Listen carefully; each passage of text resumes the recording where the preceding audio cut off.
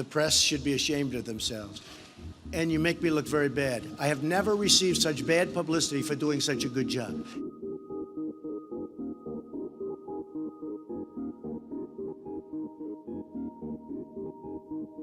I have to tell you, the press is so dishonest and so unfair.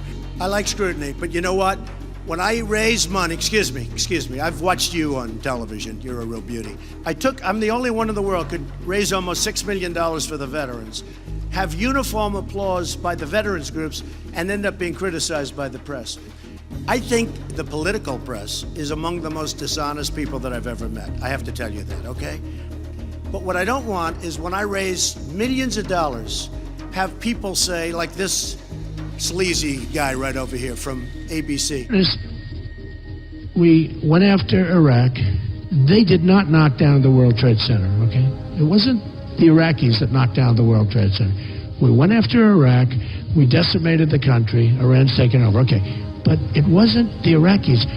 You will find out who really knocked down the World Trade Center because they have papers in there that are very secret. You may find it's the Saudis, okay? Latest hellhound on Hillary's trail is the fact that 20% of Hillary's campaign is funded by none other than the royal family of Saudi Arabia. That's right. Hillary is funded by those responsible for 9/11, the country that bought its way onto the United Nations Human Rights Council, while simultaneously beheading its own citizens, bringing the 2016 death toll to 95 as of June 2nd, 2016. So, I mean, that is the land of unconfirmed. Yes, we came, we saw, he died. Did it have anything to do with your visit? I'm sure it did.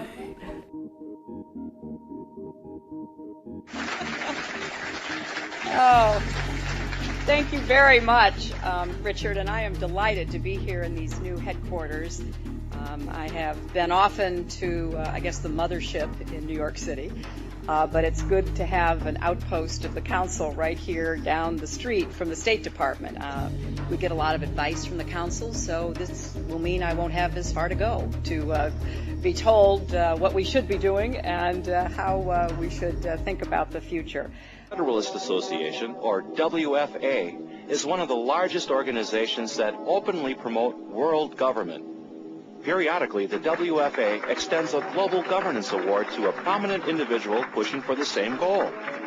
Former CBS anchorman Walter Cronkite was among the recipients of the WFA award. Thank you very much. Today we must develop federal structures on a global level to deal with world problems. We need a system of enforceable world law, a democratic federal world government. In a closed-circuit hookup, Hillary Clinton congratulated Cronkite. For decades you told us the way it is, but tonight we honor you for fighting for the way it could be. In 1993, the WFA honored an editor for Time magazine for an essay he had written entitled, "The Birth of the Global Nation." Nationhood as we know it will be obsolete. All states will recognize a single global authority. After receiving the award, the editor, Strobe Talbot, was appointed Deputy Secretary of State in the Clinton administration. In February of 2000, the New York Times allowed the WFA a full-page ad to spread its globalist propaganda. Free trade, but we have to make a better deal than that. Are there any free trade agreements that we've entered into that you're in favor of? Not too many. I think NAFTA's been a total disaster. Can you think of any that you're favor? Not too many. Maybe none. Look, Ford's building, I told you, Ford's building a plant in Mexico. Okay? What good does that do? What good does it do? They're hiring thousands of people, all Mexican, which is fine for Mexico. Isn't that what free trade's about? No, because we don't get anything. We never get anything. What do we get out of it?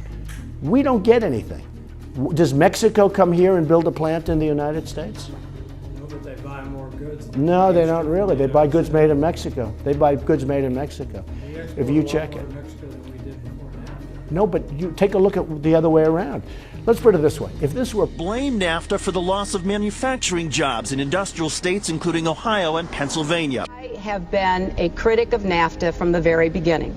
Clinton helped get NAFTA approved. She held at least 5 meetings to strategize about how to win congressional approval. She helped the White House block opposition from labor and environmental groups, and she was the featured speaker at a crucial meeting. Participants in that event said, quote, her remarks were totally pro-NAFTA. There was no equivocation for her support for NAFTA at the time. Oh, I think that everybody is in favor of free and fair trade, and I think that NAFTA is proving its worth. You wrote about as a real success for your husband. You said it was good on balance for New York and America in 2004, and now you're in Ohio, and your words are much different, Senator. The record is very clear. Well, you don't have all the record, because you can go back and look at what I've said consistently, and I haven't just said things. If you look at what I have been saying, it has been consistent.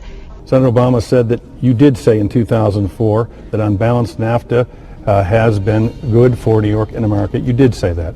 When President Clinton signed this bill, and this was after he negotiated 2 new side agreements for labor and environment, President Clinton said it would be a force for economic growth and social progress. You said in '96 it was proving its worth as free and fair trade. You said that in 2000 it was a good idea that took political courage. So your record is pretty clear. And you speak to the public, you say, I turned over everything. That's, for the most part, a direct quote. When you talk to the public, you say, I turned over everything. 90 to 95% of my work-related emails were in the state system. If they wanted to see them, they would certainly have been able to do so. You know what? That is maybe the 10th time you have cited that figure today. It is. And I have not heard anyone other than you ever cite that figure. Who told you that 90 to 95% of your emails were in the State Department system? Who told you that? We learned that from the State Department in their analysis of the emails that were already on the system. The Inspector General report found that less than 1% of State Department emails, record emails, were captured. So they give a number of less than 1%, and you give a number of 90%. Virginia Bilderberg meeting was no doubt the venue where the secret meeting of Obama and Hillary Clinton took place, where it was decided that Obama was going to take the presidency and that Hillary Clinton could take the presidency at a later date. The Obama campaign organisers locked their press reporters in a plane that started taxiing down the runway, and then announced Obama was not on board. Presumptive nominees in the past has always been that they have at least a press pool with them at all times. Is there a reason why we didn't go with him in the motorcade all the way? This is what we're out here for, and now we're on this plane with no candidate. Again, I understand that there was a desire to do these meetings obviously in private, and that's what we're doing here tonight. And it wasn't an attempt to deceive in any way. It's just private meetings. The tradition of the press corps when there is a general election candidate, and right now it is a general election, is that they're treated the same way the president is. If the president goes bike riding, we go with him. If he goes out to dinner or goes to visit a friend. The 2015 Bilderberg meeting in Austria backed Hillary Clinton for the 2016 presidency. Political power broker Jim Messina, who has Italian ancestry and received the Machiavelli Award in 2013, was the Italian American Democrat of the Year. By the way, Machiavellianism is the employment of cunning and duplicity in statecraft or in general conduct. Jim Messina was present at the 2015 Bilderberg meeting and just happens to be chief advisor of Hillary Clinton. He also heads up the Super PAC Priorities USA, which supported Obama, yet is now firmly in the Clinton camp. Messina also led the deeply unpopular former UK Prime Minister David Cameron to a surprise majority victory in the British elections. Messina makes sure elections go the way they are supposed to, and can most certainly be traced back to Rome with other elitists.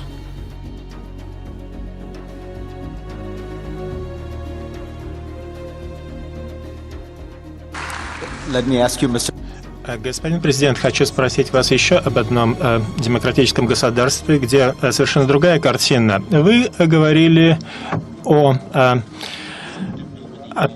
Дональде Трампе, кандидате от республиканской партии. Вы сказали, что это выдающийся человек, талантливый человек, чрезвычайно умный человек, и об этом говорили во всем мире.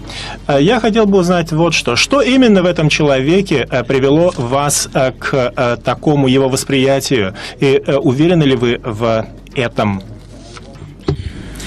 Вот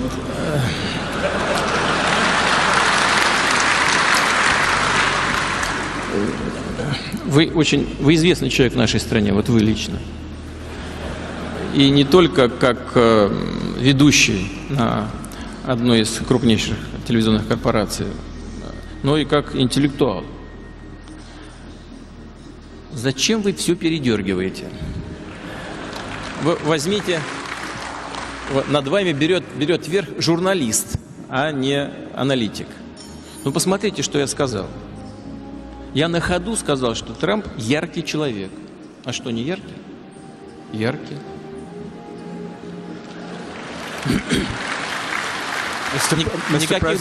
Никаких других характеристик я ему не давал.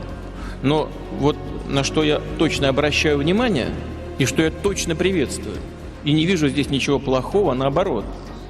Господин Трамп заявил, что он готов к восстановлению, полноформатному восстановлению российско-американских отношений. Чего здесь плохого? Мы все это приветствуем. А вы нет?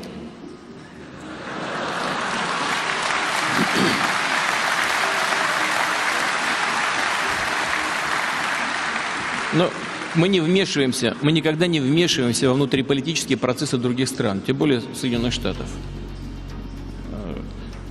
Но мы будем работать с любым президентом, за которого проголосует американский народ. Хотя я не думаю, кстати говоря, что вот они всех учат, как надо жить, и демократии учат. А что, вы считаете, что там демократические выборы президента, что ли? Это правда. Посмотрите, там дважды в истории США избирали президентом человека, за которого большинством голосов выборщиков, а за этими выборщиками стояло меньшее количество избирателей. Это что, демократия, что ли? Значит, когда мы дискутируем иногда с коллегами, мы никого ни в чем не обвиняем, мы дискутируем. Нам говорят: не лезьте, это не ваше дело, мы так привыкли. Так и хочется сказать: ну да, не лезьте к нам. Чего вы лезете-то? Разберитесь у себя сначала. Но повторяю, действительно, это не наше дело. Хотя, по-моему, там даже прокурору отгоняют от участков международных наблюдателей в ходе избирательных кампаний. Американские прокуроры пугают их, что в тюрьму посадят. Вот. Но это их проблема.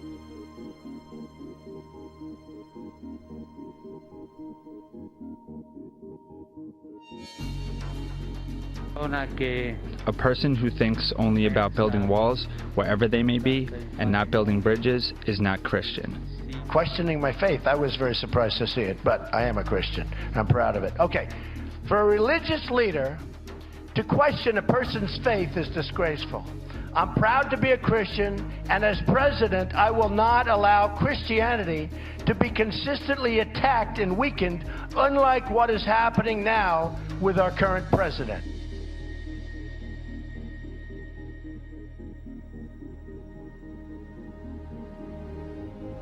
Free in every way.